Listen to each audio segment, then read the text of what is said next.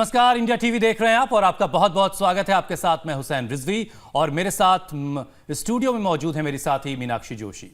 बदलता मौसम हमारी सेहत और हमारे शरीर पर अपना असर छोड़ता है। कभी गर्मी और उसके बाद अगर बारिश हो जाए तो मौसम सुहाना हो जाता है। कुछ लोगों के लिए बहुत खूबसूरत एहसास भी ये हो सकता है, लेकिन बहुत से ऐसे लोग हैं जिनकी सेहत पर बदलते मौसम का उल्टा असर पड़ता है। नाक बंद हो जाती है, बार बार छींकें आने लगती हैं, आंखों से पानी आता है और तमाम तरह की दूसरी भी परेशानियां हो सकती हैं।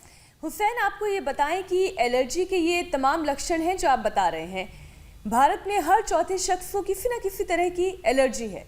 एलर्जी किसी खाने की चीज़ से हो सकती है, पालतू जानवर के जो रोए होते हैं उनसे हो सकती है, मौसम में बदलाव, कोई फूल फल सब्जी के सेवन, पॉलन, खुशबू, धूल, धुआं, दवा, किसी भी चीज़ की एलर्जी हो सकती है। हुसैन, मतलब बहुत सारी चीज़ें हैं जिनसे एलर्जी हो सकती है मीनाक्षी, लेकिन और लोगों को इसकी खबर भी नहीं होती। और हैरत की बात यह भी है कि मॉडर्न मेडिकल साइंस में एलर्जी की अब तक कोई कारगर दवा भी नहीं है। हालांकि योग और आयुर्वेद के जरिए 100% इसका इलाज हो सकता है और यही आज हमें योग गुरु स्वामी रामदेव बताने वाले हैं।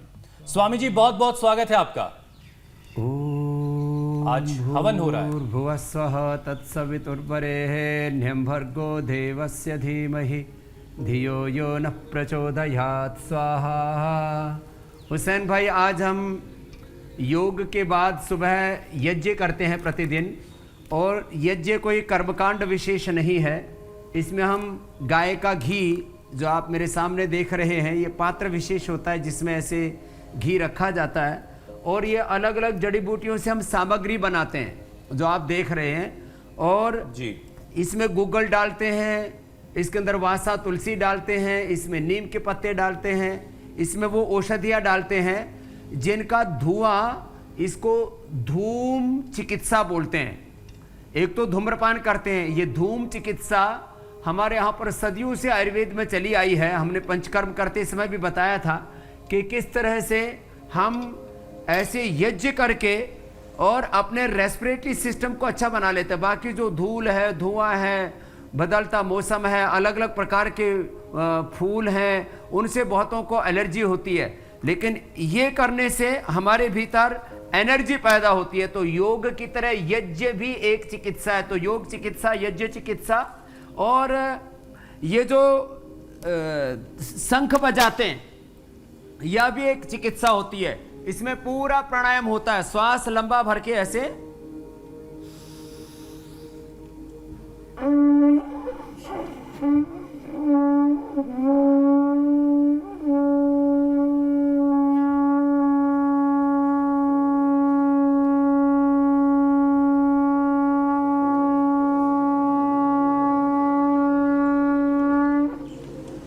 तो ऐसे जब हम शंख बजाते हैं तो फेफड़े हमारे पूरे, हम उसके अंदर श्वास भरते हैं।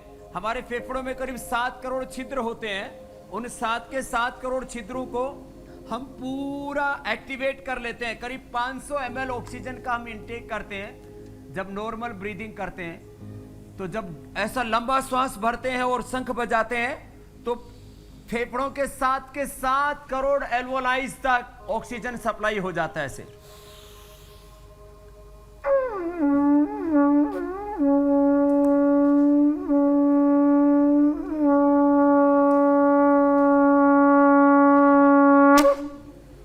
तो स्वामी जी, फेफड़े ही नहीं, ये हमने आपको एक शंख चिकित्सा बता दी। जी जी जी, उससे पहले एक धूम चिकित्सा का भी आपने जिक्र किया। हमने अक्सर देखा कि लोबान भी लोग जलाते हैं, उस पर हम आएंगे, बाद में बात कर लेंगे। स्वामी जी, योगाभ्यास से मेटाबॉलिज्म और इम्यूनिटी को बेहतर हम बना सकते हैं, जो एलर्जी से बचाने का काम करती है। तो इसके लिए योगासनों का फुल कोर्स आज अपने चाहने वालों को, हमारे दर्शकों को बता दीजिए। तो अभी शुरुआत हम योगासनों से कर लेते हैं, और उसके बाद हम प्राणायाम, जो रेस्पिरेटरी सिस्टम के लिए बेस्ट होता है, वो पूरा बताएंगे। देखो, जिसमें भी फेफड़ों में श्वास अंदर भरा जाएगा, सामान्य रूप से हम जब श्वास ऐसा भरते हैं, इसी से ही फेफड़े एक्टिवेट हो जाते हैं। तो सामान्य रूप से ऐसे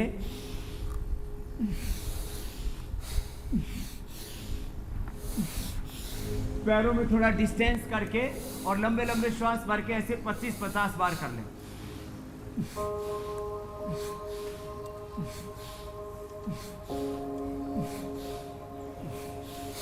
ऐसे इसमें पूरी ऑक्सीजन मिल जाती है।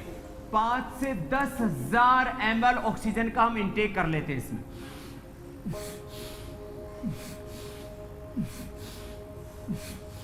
एक श्वास में 5 से 10,000 ml ऑक्सीजन का इंटेक हो जाता है। ऐसे भी डीप ब्रीदिंग कर सकते हैं और ये हार्ट के लिए भी बहुत अच्छा है, लंग के लिए भी बहुत अच्छा है। ऐसे लंबे लंबे श्वास भर के ऐसे भी कर सकते हैं।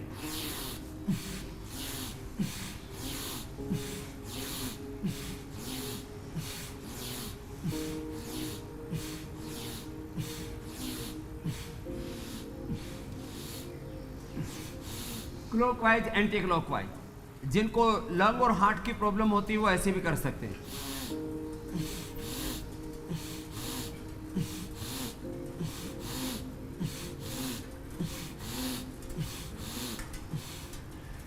जब चलते हैं दौड़ते हैं तभी लंबे लंबे श्वास लेने चाहिए और नाक से श्वास लेने चाहिए।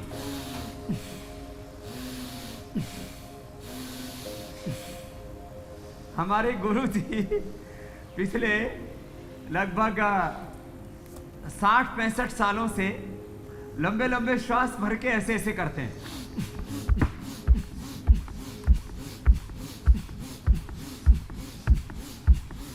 ये जवानों के लिए है, तो लंबे लंबे श्वास भरते और इससे फेफड़ों को एक्टिवेट कर लेते हैं। तो 100 बार ऐसे कर लें।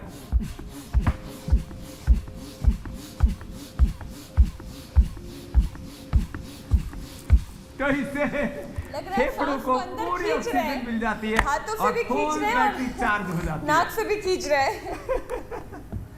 अच्छा स्वामी जी, सांसें तो हम खींच ही रहे हैं, लेकिन अब स्वामी जी एलर्जी जो है, जो मौसम बदलते मौसम में एलर्जी होती है, स्वामी जी एलर्जी जो मौसम बदलते वक्त होती है लोगों को, एलोपैथी में एंटी एलर्जिक बहुत सारी मेडिसिन आती हैं। आयुर्वेद में इसका क्या समाधान है? आप योग करते करते जरा बताइए कि आयुर्वेद में आप जब एलर्जी की बात करते हैं तो उसमें लोगों को क्या सजेस्ट करते हैं और टेस्ट कैसे करते हैं आपकी किस चीज से किसी शख्स को एलर्जी है? अंत में आज बताएंगे दूध में हल्दी, शिलाजीत और च्यवनप्राश। ये तो सबके लिए कॉमन है। दूध में कच्ची हल्दी पका लें, कच्ची ना मिले तो चाहे हल्दी का पाउडर डाल के पका लें। लंबे लंबे श्वास, जब पीछे झुकेंगे तो श्वास अंदर, ये भी रेस्पिरेटरी सिस्टम के लिए बहुत अच्छा। आगे झुकेंगे तो श्वास बाहर।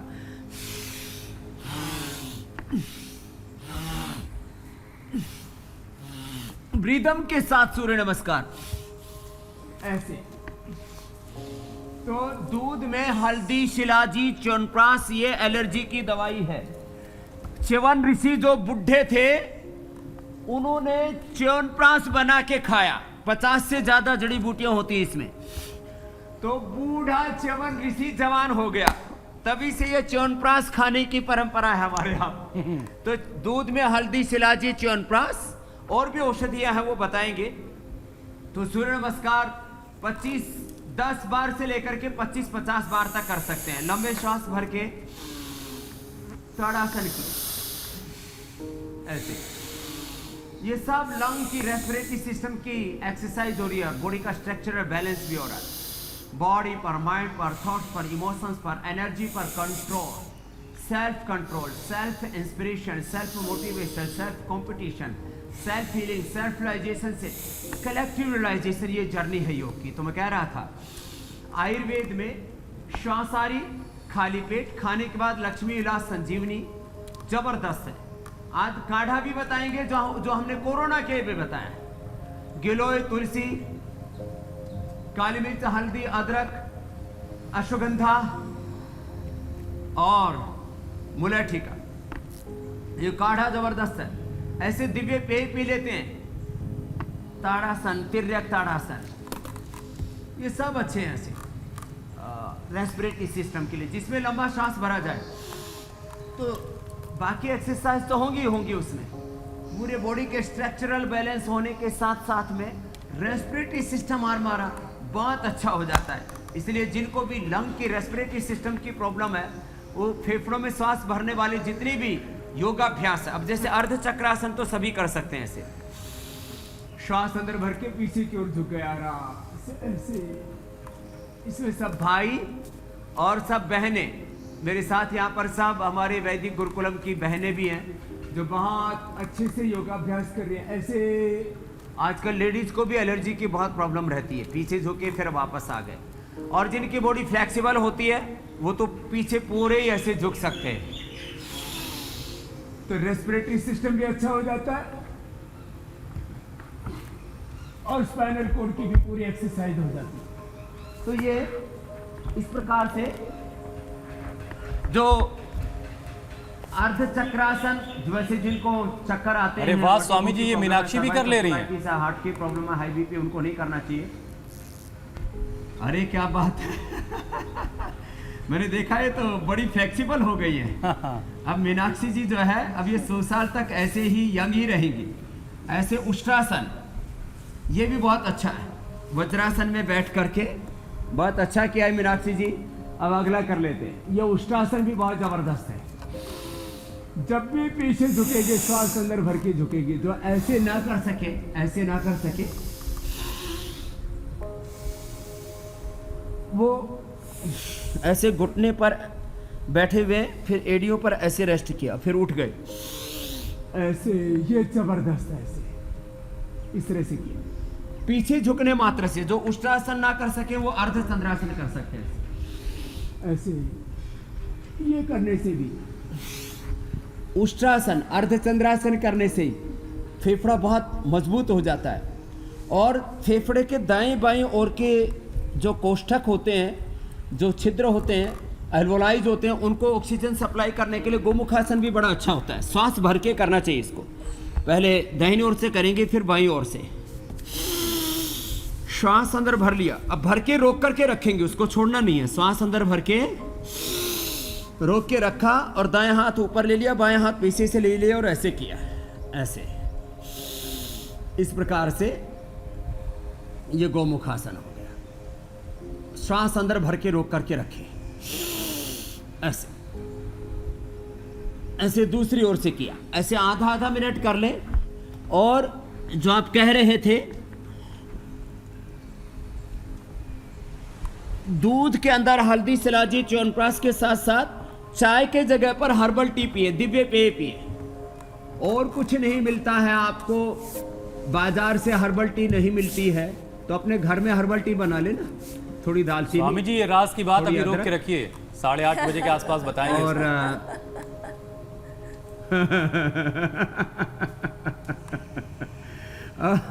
मुलठी, काली मिर्च, ये जो घर की जो रसोई है ना, उसमें हमारे करीब 99% बीमारियों का समाधान है।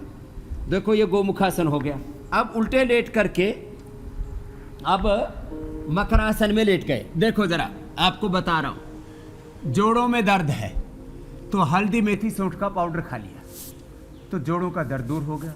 हम वातारी चूर्ण देते हैं, अमवातारी रस देते हैं, चंद्र प्रभावटी देते हैं, उसके अंदर शिलाजीत रसायन देते हैं, अश्वशिला देते हैं, महावात, विध्वंस, बृहत्वात, चिंतामणि और पीड़ांता, कई प्रकार की औषधियों का प्रयोग करवाते हैं।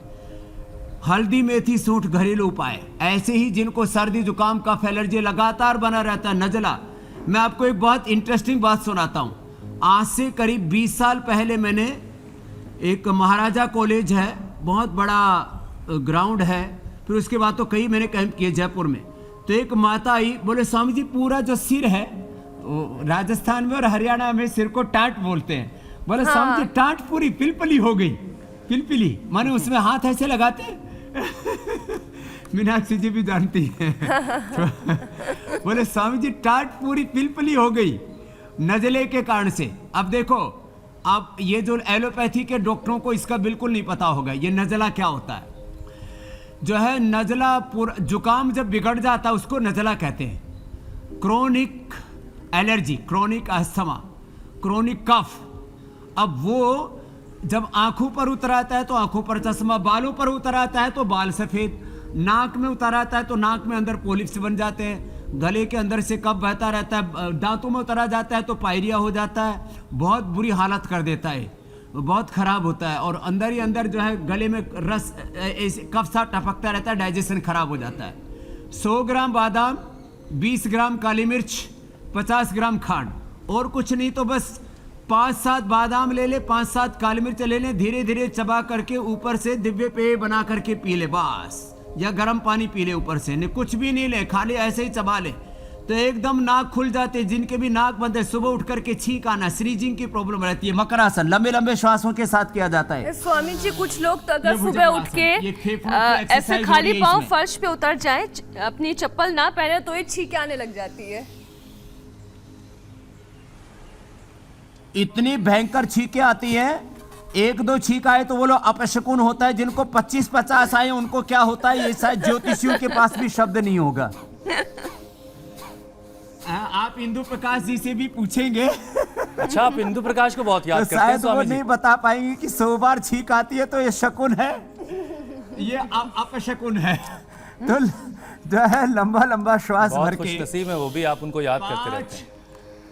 5 काली मिर्च, 5 बादाम सुबह सुबह साहब ये खा लिया करें, और लंबे लंबे श्वास। ये तो आसन और अभी प्राणायाम बताने वाले हैं।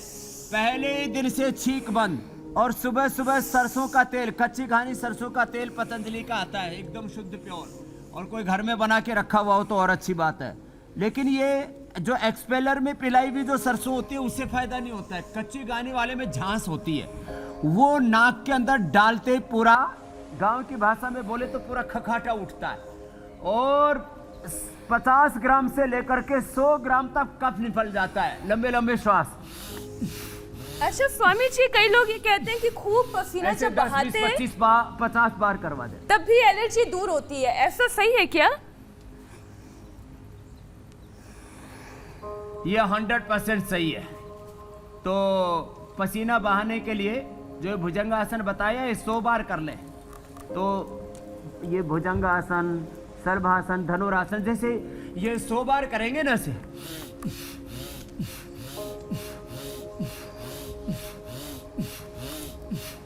देखो पसीना बहाने का भी तरीका है। अब ऐसे लोग मुंह से श्वास लेते थे तो इससे लाभ नहीं होगा। ऐसे ऐसे करें 25 से 50 बार। ये जो हमारी बहनें यहाँ पर कर रही हैं मेरे साथ, दोनों हथौड़ी के नीचे ऐसे रख करके ऐसे करें, ये रोज 100 बार करती है। अब इनको किसी को कोई एलर्जी नहीं है। एनर्जी बढ़ाओ, एलर्जी भगाओ। योग से एनर्जी लेवल बढ़ जाता है। स्वामी जी, इस देश के सभी बच्चों को आपके गुरुकुल में शुरुआत के कुछ दिन रखना मैंडेटरी कर देना चाहिए, ताकि सारी बीमारियों से वो बचपन में ही आजाद हो जाएं। अच्छा स्वामी जी, अब कुछ सवाल ले लेते हैं अगर आपकी इजाजत हो तो। फिर ये थोड़ा मरकटासन कर ले लंबे लंबे श्वासों के साथ। आप योगा करते रहिए और जरूर, मेरे जरूर, सवाल जरूर, सुन लीजिए, उनके जवाब दे दीजिएगा।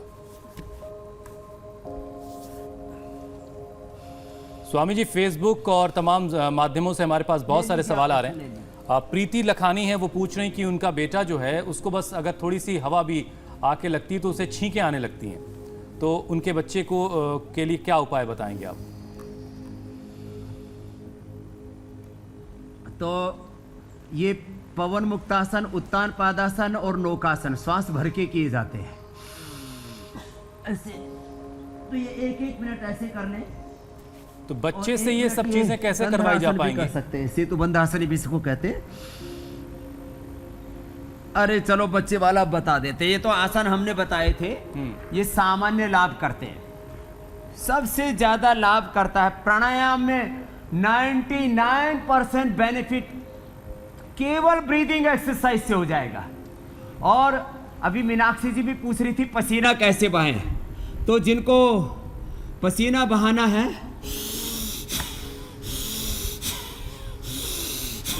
ऐसे 5 मिनट करें लगातार, तो 5 मिनट लगातार करने से पूरे शरीर से पसीने बहने लगता है और रेस्पिरेटरी सिस्टम इतना जबरदस्त हो जाता है। जिस बहन का प्रश्न था कि ठंडी हवा लगने से ही जो है छींके, सर्दी, जुकाम, नाक बहना, बहुत बुरी हालत हो जाती है, तो वो ऐसे भस्त्रिका करें।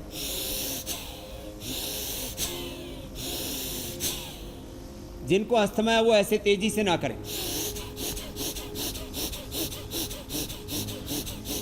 ये तो जिनको अस्थमा नहीं है, फेफड़ा पूर्ण स्वस्थ है, उनके लिए है। बाकी अस्थमा वाले ऐसे, वो अपने बच्चे को एक एक गोली श्वासारी की, ये श्वासारी रेस्पिरेटरी सिस्टम के लिए टेस्टेड ऑथेंटिक साइंटिफिक मेडिसिन है। हमने इसका एनिमल ट्रायल भी किया हुआ है, ह्यूमन ट्रायल भी किया हुआ है, और ये 100% एलोपैथी की भी जितने भी प्रकार की एलर्जी और अस्थमा के लिए जो दवाइयाँ और स्टीरॉइड तक दिए जाते हैं उनसे भी स्ट्रॉन्ग है ये, और 100% हार्मलेस है। तो श्वासारी एक एक गोली बच्चों को, 2-2 बड़ों को। सामान्य एलर्जी होने पर सुबह शाम, और विशेष होने पर सुबह दोपहर शाम 3 बार। और एकदम जैसे अटैक आ गया है, कफ कोल्ड का, खांसी का, अस्थमा का, तो छोटे बच्चों को एक एक, बड़ों को 2-2, और विशेष परिस्थिति में 3-3 भी दे देते हैं। स्वामी जी, इसका एक बहुत खाने बड़ा पे उदाहरण तो मैं श्वासारी, खुद हूँ। खाने बीच के में बाद मुझे लक्ष्मी जुकाम हुआ विलास था, संजीवनी। तो मैंने भी 3 दिन श्वासारी खाई थी, मैं ठीक हो गई थी।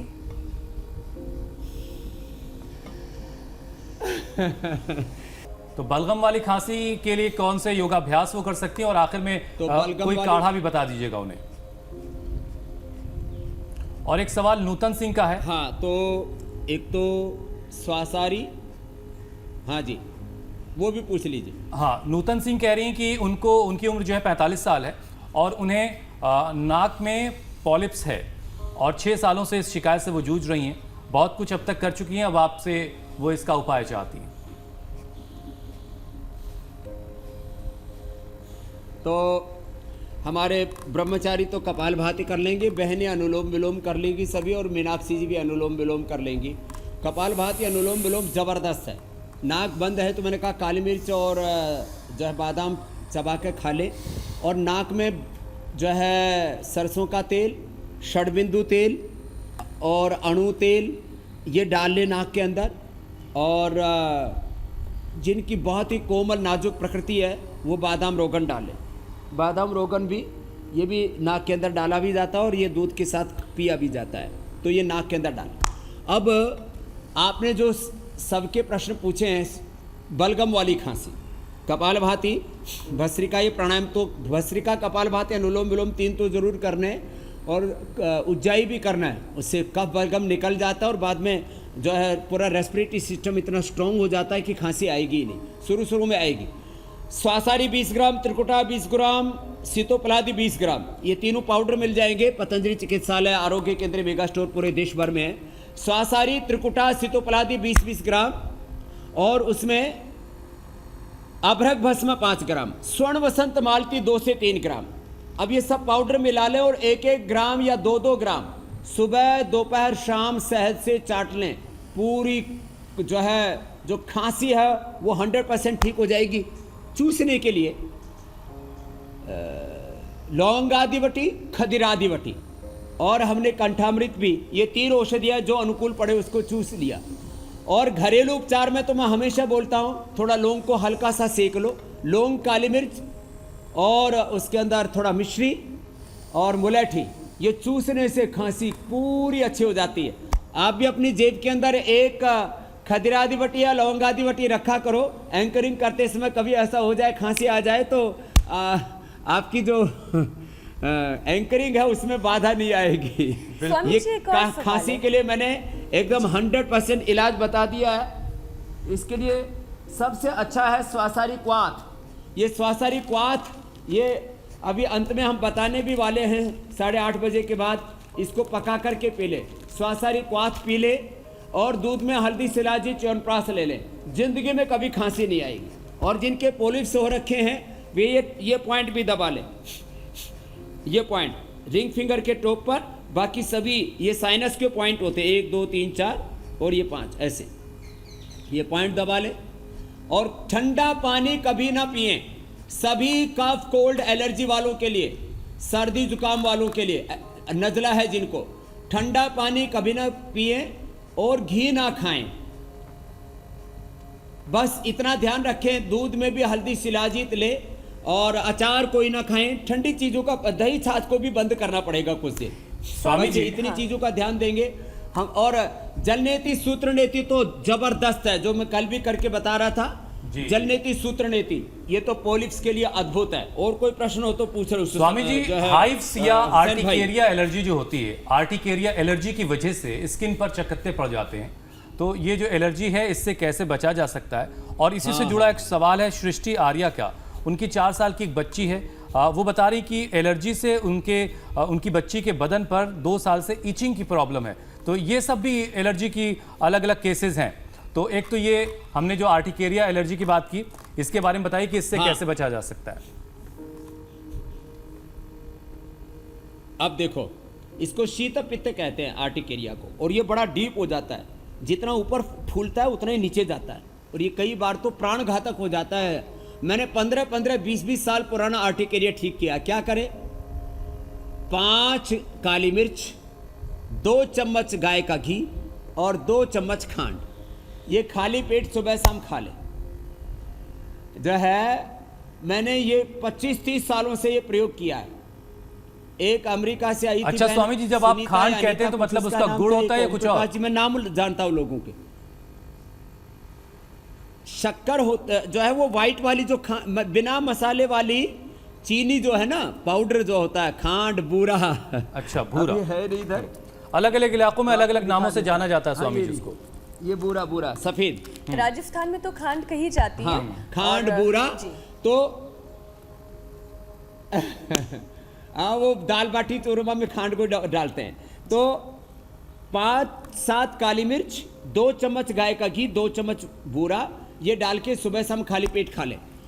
इसकी औषधि होती है शीत पित्त भंजन रस 10 ग्राम और हरिद्राखंड 50 ग्राम, दोनों का पाउडर मिला लें और 1-1 चम्मच खा लें, तो ये जिंदगी भर के लिए ठीक हो जाता है। शीत पित्त भंजन रस और हरिद्राखंड। ये पहली बार आपने पूछा आर्टिकेरिया का अभी तक के इस कार्यक्रम में, इसलिए विस्तार से बता देता हूं। नारियल का तेल, उसमें कपूर मिला करके लगा देते हैं तो शीत पित्त या आर्टिकेरिया ठीक हो जाता है। कायकल पट्टी खाने के लिए दे देते हैं। ये मेरे हाथ में कायकल पट्टी है, जबरदस्त। स्किन का जो भी प्रॉब्लम है, रैसेज हो जाते हैं, खुजली हो जाती है, सबके लिए भी कायकल पट्टी खिला दे ऐसे।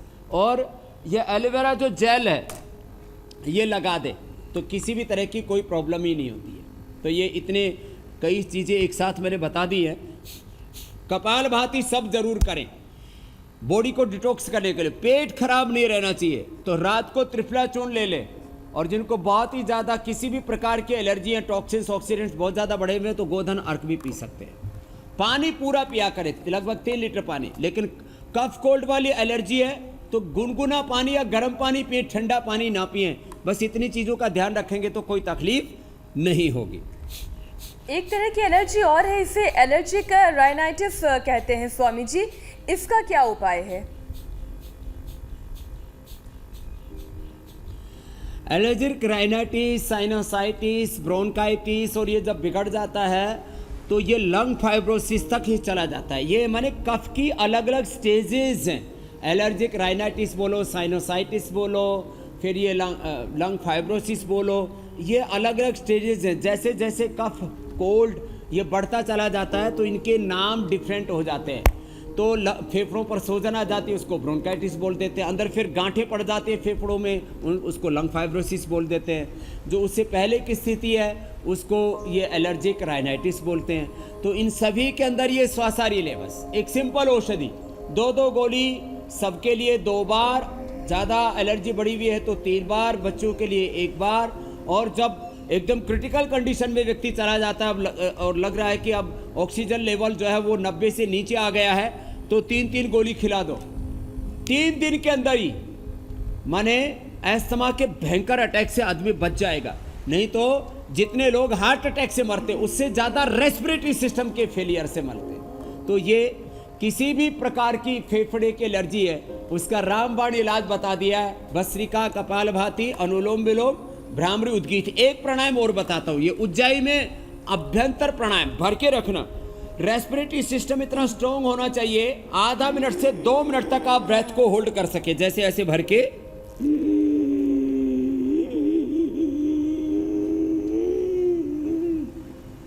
स्वामी जी, जो लोग आपके साथ रोजाना योग करते होल्डिंग हैं, कैपेसिटी जितनी बढ़ेगी, जो लोग आपके साथ रोजाना योग करते हैं, क्या वो अपनी एलर्जी जी, हमेशा बोलिए, के लिए बोलिए। खत्म कर लेते हैं? 100%, 99% नहीं, हमारा 100% एफिकेसी है प्राणायाम की। रिजल्ट 100% है। श्वास भर के फिर दाएं नाक से बंद करके बाएं से छोड़ते हैं।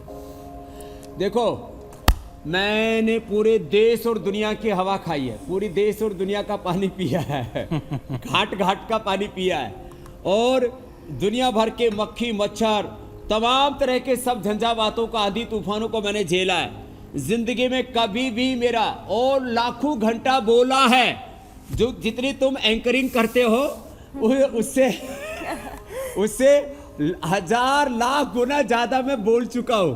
आप लोग भी खूब बोलते हो, तो अच्छे एंकर हो। आपको और करते हुए मीनाक्षी जी को हमारी खूब खूब शुभकामनाएं।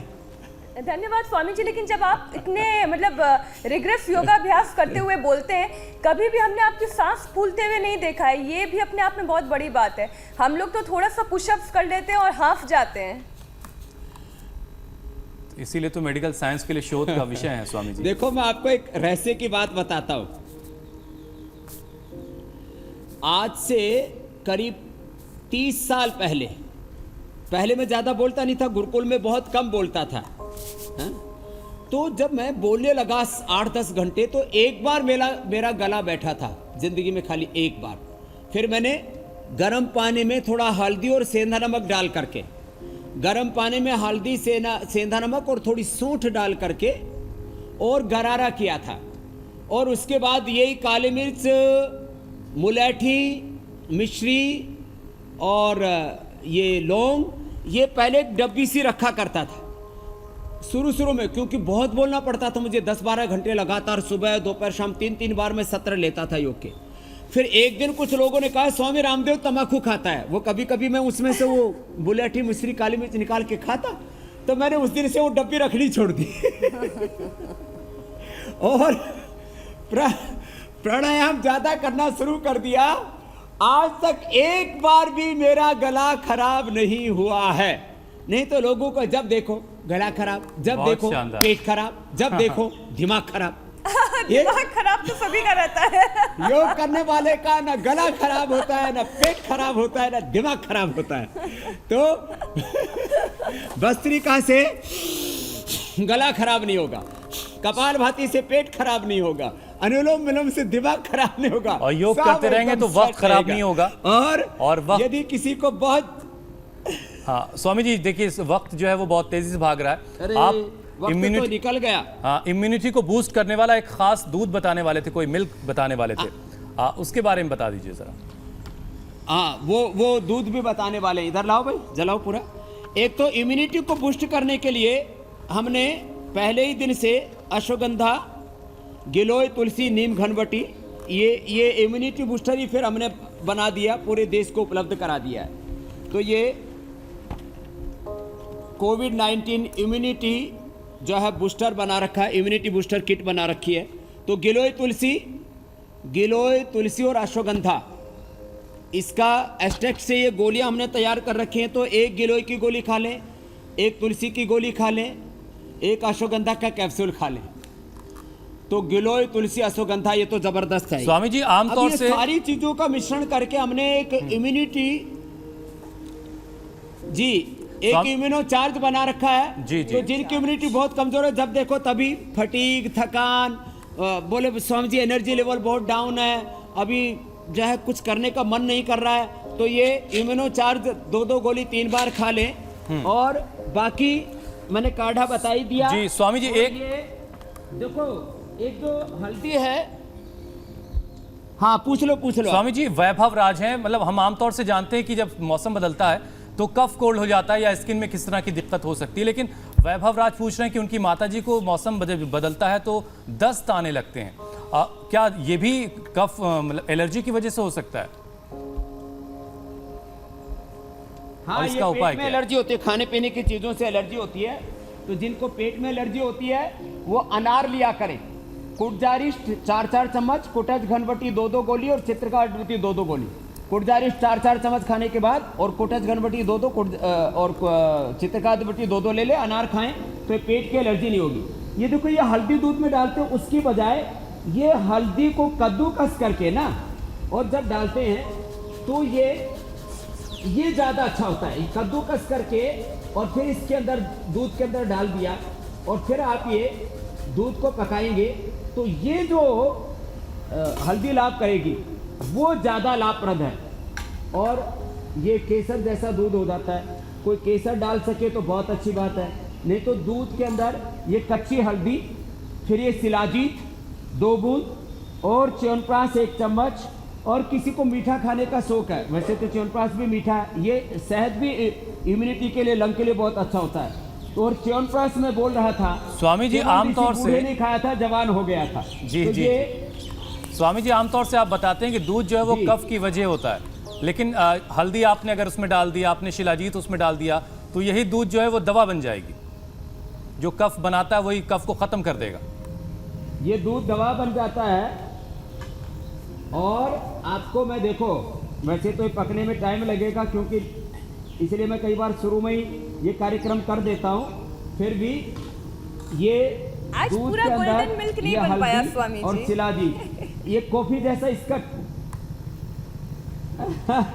अभी थोड़ा पकेगा ना जी। तब पूरा बन जाएगा। दूध में हल्दी, शिलाजीत ऐसे डाल करके, चम्मच कहाँ भाई? अच्छा स्वामी जी, एक महिला दर्शक है, वो इसको पूछ रही है ऐसे कि अब ये कॉफी शिलाजीत तो पुरुषों के लिए है, महिलाओं के लिए क्या किया कॉफी जाए? जैसा टेस्ट हो जाएगा। अरे ये पुरुषों के लिए नहीं है, यही तो गलतफहमी है। ये अच्छा। हड्डियों को मजबूत बनाने के लिए, एनर्जी लेवल को बूस्ट करने के लिए, जिनको बहुत थकान रहती है, जो है एकदम, ये लोगों में गलतफहमी है। ठीक है, इससे जो है पुरुष, जो लोगों का पुरुषत्व भी बढ़ता है, लेकिन ये कफ कोल्ड के लिए, अस्थमा के लिए औषधि है।